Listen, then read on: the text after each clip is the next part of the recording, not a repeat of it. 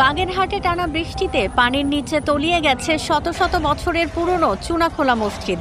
ফলে এই ঐতিহাসিক স্থাপনাটি এখন চরম ঝুঁকির মুখে। এক গম্বুজ মসজিদ এটা তো বর্ষার সিজনে খুবই আর কি অনেক পানি থাকে ভিতরে, এই কারণে আর কি নামাজ পড়াই খুবই মুসল্লিদের কষ্টকর হয়। যে কয়দিন বর্ষা হয় এর ভিতর মসজিদ কমসে কম 2-3 বারই ডুবে যায়।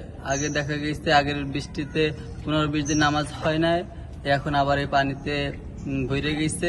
এখন দেখা যায় কয়েকদিন নামাজ নাও হইতে পারে। এই মসজিদটা বৃষ্টি হলেও তোলা যায়, আবার দেখা যাচ্ছে যে সময় জোয়ারের সময় হয়, জোয়ারের সময় জোয়ারের পানিতেও আবার তোলা যায়। এমন কোনো ব্যবস্থা গ্রহণ করা হোক যাতে আমরা বৃষ্টি পানি থেকেও রক্ষা পেতে পারি এবং জোয়ারের পানি থেকেও আমরা এই মসজিদটাকে রক্ষা করতে পারি। সদর উপজেলার চুনাখোলা গ্রামে মসজিদের পাশে থই থই করছে পানি, মেঝে পর্যন্ত পানিতে ডুবে আছে। মূল ফটকে অস্থায়ী বাঁধ দেওয়া হলেও তা ভেঙে পানি উঠে গেছে মেহরাব পর্যন্ত। খান জাহানের এই যে স্মৃতি, এই যে ইউনেস্কোর অন্তর্ভুক্ত এই ষাটগম্বুজ মসজিদ, এটা বাগেরহাটের ঐতিহ্য। আজকের এই চুনাখোলা মসজিদটা ঐতিহ্যের একটা অংশ, কিন্তু দীর্ঘদিন যাবত এই মসজিদ আর্কিওলজি ডিপার্টমেন্ট সংস্কার করলেও ওইভাবে তারা কোনো পদক্ষেপ নেয় না, কাজ করে না।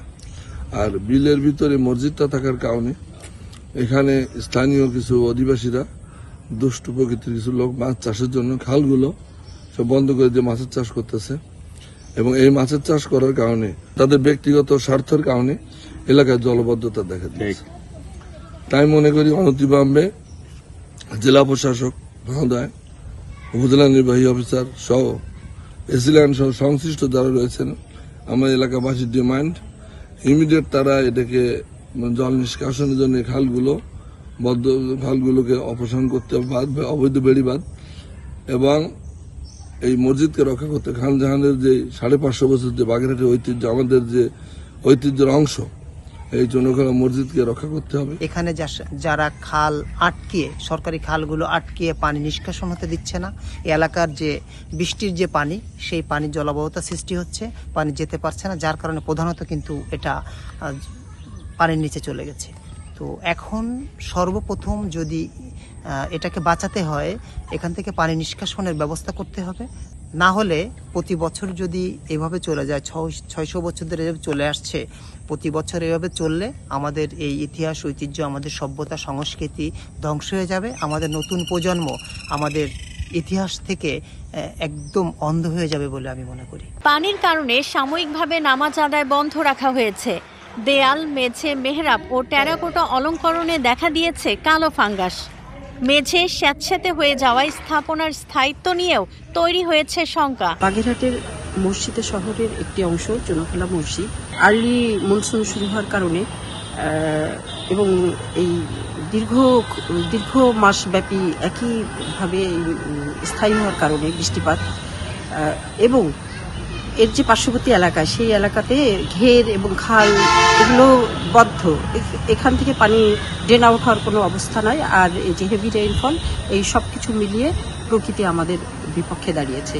ক্লাইমেট চেঞ্জের যে ইম্প্যাক্ট, সেটা এখানে সাংঘাতিকভাবে একটা বিরূপ পরিবেশ তৈরি করেছে। নেচারের উপরে তো আমাদের হাত নাই, we can not stop it. এটা একটা ন্যাচারাল ফেনোমেনা। একে তো ন্যাচারাল হ্যাজার্ড, তারপরে ম্যানমেড হ্যাজার্ড, এই দুটো মিলিয়ে এই অবস্থার সৃষ্টি হয়েছে। তবে আমরা স্থানীয় লোকজনকে সচেতন করে আমরা এর প্রতিকার করতে পারি। আর একটা বিষয় আমরা করতে পারি যে স্থানীয় প্রশাসন, এলজিডি, আমাদের যারা স্টেক হোল্ডার, তাদের সাথে কথা বলে এই একটা ড্রেন আউট করে এই পানিগুলোকে সরিয়ে ফেলার ব্যবস্থা করতে পারলে আমাদের এই মনুমেন্টটি আমরা রক্ষা করতে পারি। উল্লেখ্য, ইউনেস্কো 1983 সালে বাগেরহাট শহরকে ঐতিহাসিক মসজিদের শহর ঘোষণা করে এবং এখানকার মসজিদগুলোকে বিশ্ব ঐতিহ্যের অংশ হিসেবে তালিকাভুক্ত করে। চুনাখোলা মসজিদও এই তালিকায় অন্তর্ভুক্ত। স্থানীয়দের দাবি, দ্রুত পানি নিষ্কাশন ও সংরক্ষণের ব্যবস্থা না নিলে হারিয়ে যেতে পারে এই অমূল্য ঐতিহ্য।